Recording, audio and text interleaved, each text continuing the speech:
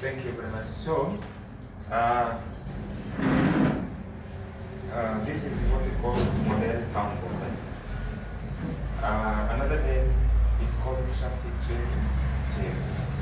So, anytime you hear this school in Kenya or in East Africa, first of all, you must be able to model town border, MTB. So, model town border is just a representation of road network drawn on a board that is found in Kenya, maybe in Kenya or East Africa. So, it has got several features. So the first one, we have what we call a roundabout. It's one of the features of model roundabout.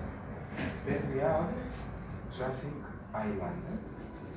Then we have green vegetation. This one.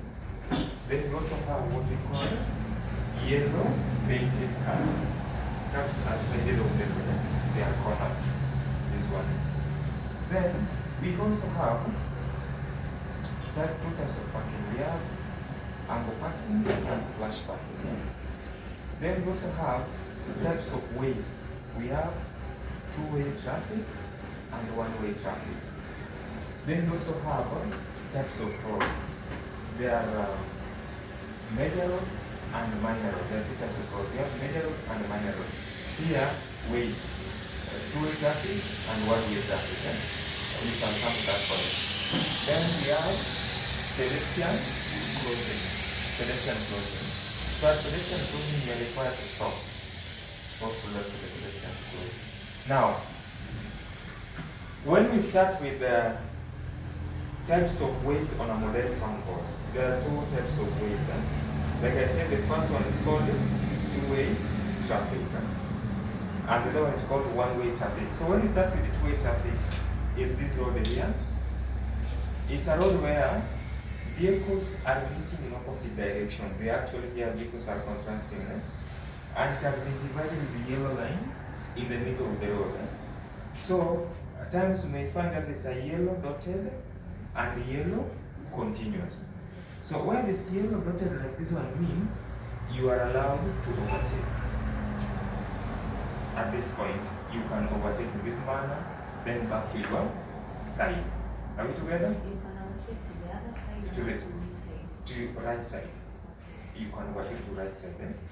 So you indicate when the road is clear, because actually where there's a yellow dotted, it means there's a clear view. Unaweza ona kitu inatoka like 2 kilometers ahead. Straight. So it means at yellow dotted, mbele iko sawa. You can overtake to right, then shift back to your left, because the road in Kenya is that in East Africa said that it's in left and overtake from right when the road is clear. So you overtake from the right, then back to your position. So at yellow continuous, this one, overtaking is prohibited. You're not allowed to overtake anymore. Kwa sababu here, you may find that there's a sharp bend, sharp point. So then when you overtake, then there's a momentum. So any road where there's a yellow continuous or yellow dotted in the middle of the road, that is a two-way traffic. It's a road that is where vehicles are meeting in opposite direction. So example this one. So sign for this two-way traffic is this one. See this one? That's the sign for two-way traffic. So that one, we are doing that one. Then when we come to pedestrian crossing here, you are required to slow down or stop for the pedestrian to cross, because here road users has got right over here. So you must either stop or slow down for them to cross. Then when we come to one-way traffic is a road where vehicles are now moving towards the same direction.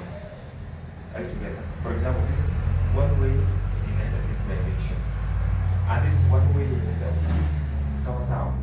So it has been painted with the color white. So color white here means they are dividing traffic which are moving toward the same direction. That's the meaning of color white. Then color yellow here means they are dividing traffic which are meeting in opposite direction. So that is all about one way.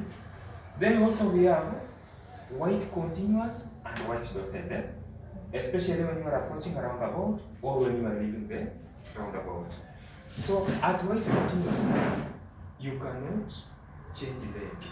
Huwezi badilisha lane. Huwezi badilisha lane.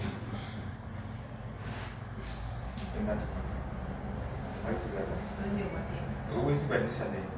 You can't change lane.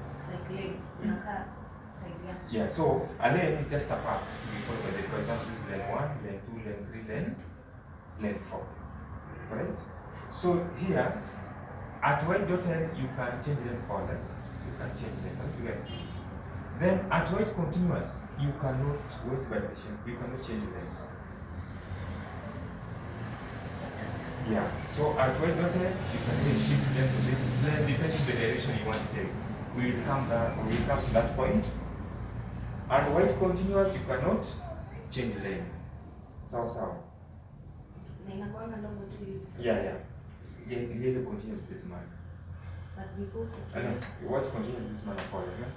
before fikia hapa, how will I know that there is a continuous white lane in the road? They are drawn. Remember these arrows? They are drawn really on the road. They will just show you. So this one, for example, you see these arrows. So before you reach at this point, you just see them. Yeah. So when we are about to approach an roundabout, there's always the white continuous. But easy white dotted is in a before the roundabout.